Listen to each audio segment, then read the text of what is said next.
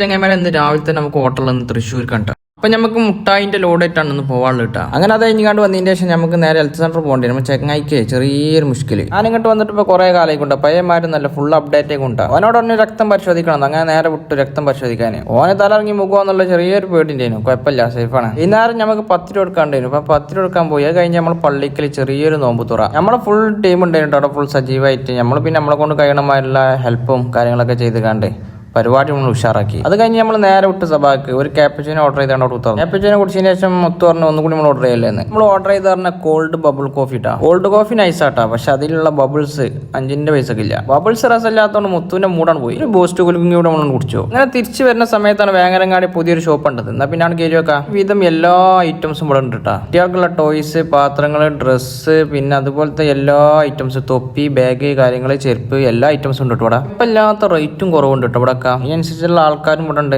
അപ്പൊ ബാക്കി പിന്നെ ഓക്കെ.